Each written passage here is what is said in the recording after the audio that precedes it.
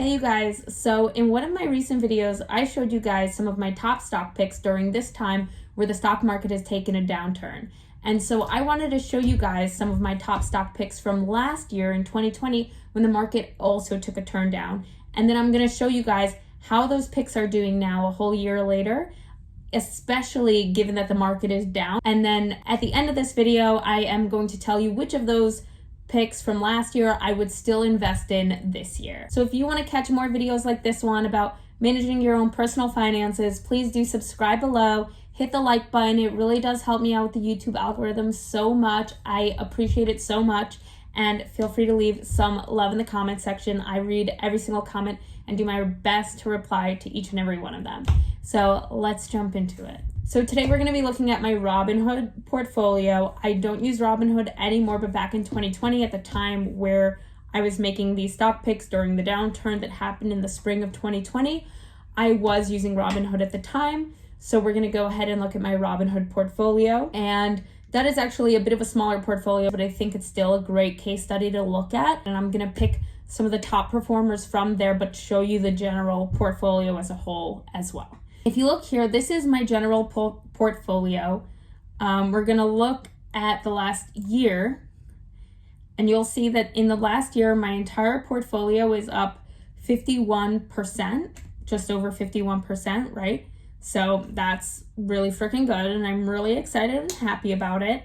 But if you look at it at its peak, it was actually up like a wild amount. It was up 62.5%, which was just like absurd. And at that point, I was definitely expecting a correction of some sort. So the fact that it is now down to like 51%, I was not shocked by, I was not upset by. I am still not upset even if it goes down a little bit further, because 50% to go up more than 50% in a 12-month period is just like wild and unheard of. And I'm really excited about those picks. So let's jump into some of the stock picks from last year. Let's start off with PayPal. So let's quickly look at my purchase history. You'll see that the bulk of my holdings, which is a humble 8 shares, but you know, it's still for training purposes, great to look at. So we have 8 shares here that I bought at 105 or 106 a share on April 9th, 2020, which was obviously when things were bottoming out. I continued to believe in the price of the stock till I bought just a small little smidgen of a share. Honestly, I probably had an extra $145 laying around. I went ahead and bought another 0.8 shares of PayPal in November. Then toward the middle of November, I bought another share at 187. And then in December, I bought another 2 shares at 212. Let's now go back to the performance. 78% increase for basically total returns, which is from that first purchase in April. So that means that in less than a year, because it's not even April yet at the time I'm recording this, it's March 28th. So in less than a year, this went up 78%, even if you include things I bought past April of 2020, which is just like mind-blowing. It's so absurd. It did so well, and I feel really, really proud of this pick. I wish I had put more in PayPal, but you know, you live and you learn. These are the things you learn as you go in life. So let's jump over to the next one. The next pick that I had from 2020, from around the spring of 2020, let's go look at the purchase history here as well. And you'll see that I bought a whopping 1 share of Google for $1,203 for that 1 share, which is why I only bought 1. So anyways, yeah. So if you look at the performance in the last year, this is up about 78%. And my pick is up 66.8% because I actually bought it on April 9th, which is a little later than 1 year ago. So it wasn't quite at the very bottom. It was, you know, probably going back up a little bit. I essentially bought it at $1,203 a share, and now it's over $2,000 a share, which is really, really fantastic performance. Again, should have bought more of Google as well, but you live and you learn. And honestly, like, I bought other stuff instead, which also performed really well, so I'm not mad at any of my picks. or the fact that I didn't put more money into one thing or the other, because you have to diversify and you can't put all your eggs in one basket. So I'm really happy with my selections. And again, my entire portfolio did 51%, or at least the Robinhood portfolio did 51%, which is like so freaking amazing. Let's go into our third pick. So another pick that I had from spring of 2020 was Amazon. I did buy just one share of Amazon for $2,000.37. If we look at my history, you'll see I bought that on April 9th, 2020, and that is up 49.73%. Again, you guys, this is with the downturn in the market. I'm filming this on March 28th. Like, stocks are not doing well right now. So like, I feel really excited and happy with this pick. Then let's go ahead and jump into one that took a lot of guts to buy at the time that I did. Wish I bought more. Did not buy all that much. You're gonna see in a second. It's like kind of hilarious how little I bought, and this is one that I probably feel like I should have put more into, but again, not upset about the fact that I didn't put more into one or the other, because I ended up using that money wisely regardless and investing it into other high-performing stocks. So I was just happy across the board and was doing my best to diversify things. So United Airlines. I bought United Airlines when it had like not bottomed out. It was starting to go back up a little bit, but I just had a really strong feeling that, you know, United Airlines wasn't going anywhere. Airlines had filed Chapter 11 previously and come out of it swinging. So I felt confident that the same was going to happen with COVID. It was a really good time to buy at the time that I bought from my personal perspective, because I really didn't think that these airlines were going to go bankrupt. And if they did, I still thought that they had a good shot of continuing to be successful in later years. So let's go ahead and look at my buying history. I bought on May 5th, I bought 14 shares at $24.81 for a whopping total of $347.32, which I know is like big money balling over here. No, I'm joking. But, you know, again, had whatever little bit you can put into stocks, you should do. This is a prime example of that. No amount is too small to start investing, okay? Take me as a prime example. Anywho, so it is up 129%, 129.76%, almost 130%. 130%. This is probably my best performing stock pick. United Airlines, since the time that I bought it, $347 is now almost $800. And if that had been thousands, right? If it had been $3,473, that would be close to $8,000, which is just like wild. And I'm sure there's someone who chose to invest that much. I only had so much money to invest at the time. So, you know, you do what you can with what you have, and you just learn your lessons from it. And in the future, I'll definitely be trusting my intuition a little bit more strongly. So that was one that I was super duper proud of. And let's go ahead and pick another one over here. So, okay, so Adobe. Adobe is a stock that I've actually held since before I even had a Robinhood account. I had some Adobe shares in my Ally account, which is what I had before TD Ameritrade and before Robinhood. I was using Ally. I've since rolled my Ally holdings over into my TD Ameritrade account, but Adobe had always performed really well for me. So I was really excited when things bottomed out in 2020 to buy more Adobe. And I went ahead and did that on my Robinhood portfolio. So let's go ahead and look at the buying history. And you will see that April 9th, I bought a humble 2 shares of Adobe for $317. And I paid a total of $634.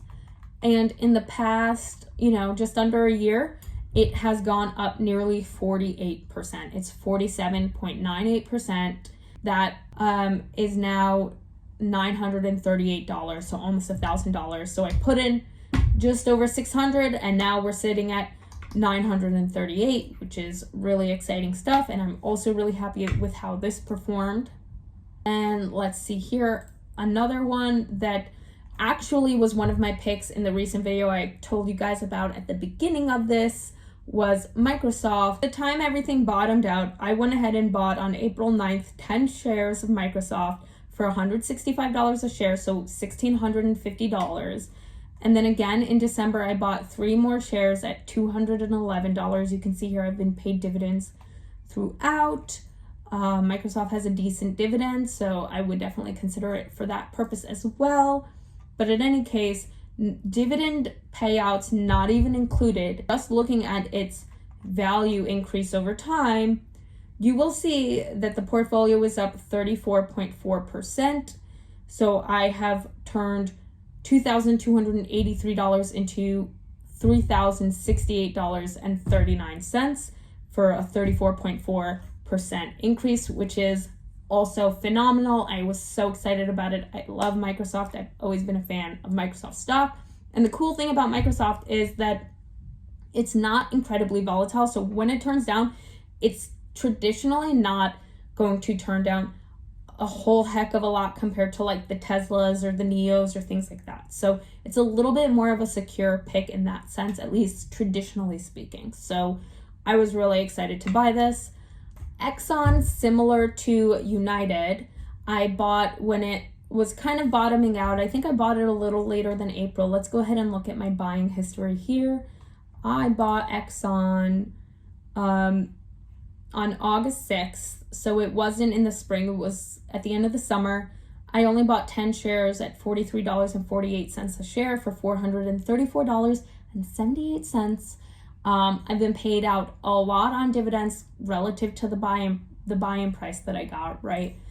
So dividends not even included, because for the purpose of this, we're just looking at the growth of the stock. But like, really, I should be calculating these dividends to show you how much more value these stocks have gained over time in my portfolio. But we're going to put that aside for now.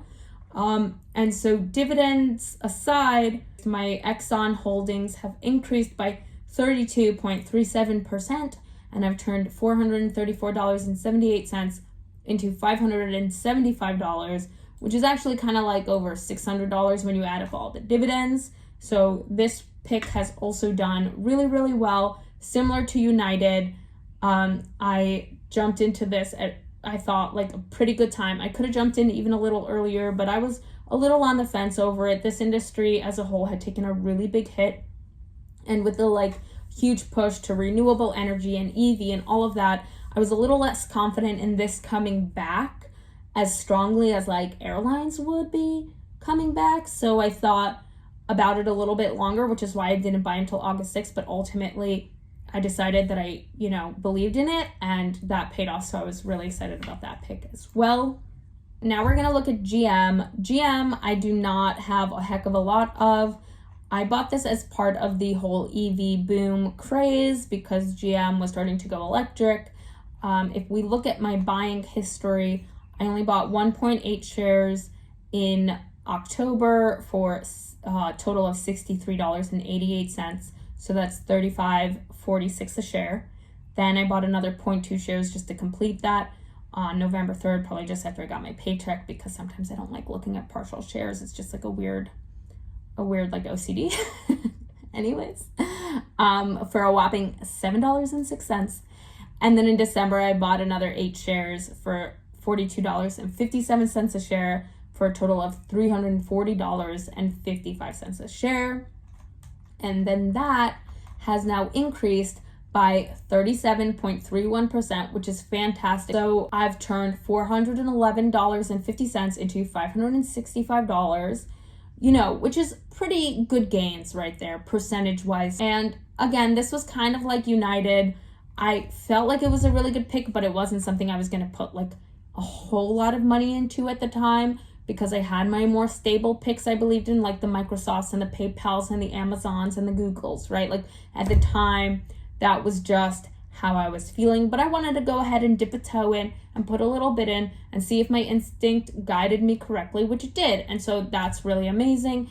And it like teaches me to trust my intuition and the things that I'm researching, the things that I'm learning, and it builds up my confidence with respect to those things.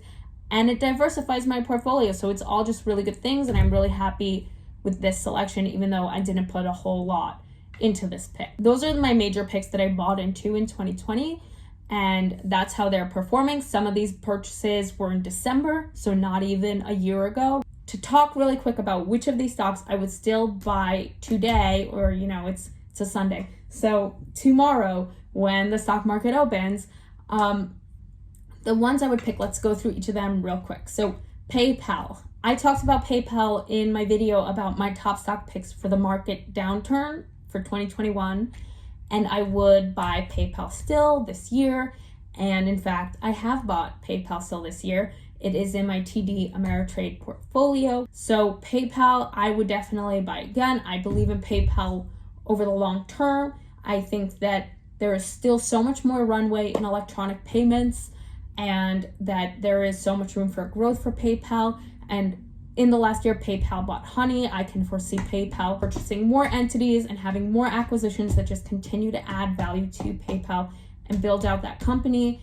And I just am a really big fan of PayPal. I've been using it since like way back in the day when eBay was a thing or more of a thing than it is now, since before Amazon was even like the hot shit that it is now. So I'm a huge fan of PayPal. As far as Google goes, I would buy Google again. I think I got it at a really good price. I don't know if it will continue to perform in the way that this has performed, considering that I bought into it at just like a phenomenal price. But I think that you cannot go wrong with Google. Google will continue to grow. Google has so much more runway ahead of it. Google is one of a kind. So I certainly believe in Google. I would still buy Google again today. Amazon. Amazon was one of my picks in my last video, and I would buy Amazon again today. And I have bought Amazon again in 2021, and I'm feeling really good about it. I know it's over $3,000 a share, but I still believe it can go up. I believe Amazon can get to like $5,000 a share in the next year or two. That's my personal belief. And I have purchased it again recently at around this price. So I certainly believe in Amazon as a great pick. United Airlines, I think I got it just at a really, really good time. I don't think I would buy it again now unless it dipped back down for some reason. But at the current price, I don't know if it has the same room for growth as what it did last year. I think it was just like heavily discounted last year, and I just caught it at a good time. But it isn't something I would particularly buy into now. For Adobe, I would buy Adobe now. Again, as I mentioned, I bought Adobe way back when I was using Ally, and then I bought it when I was using Robinhood. I would buy Adobe. It's on my list of watches. I haven't bought any in 2021 yet, but I'm certainly watching it. And that was one of my first ever stocks I ever bought.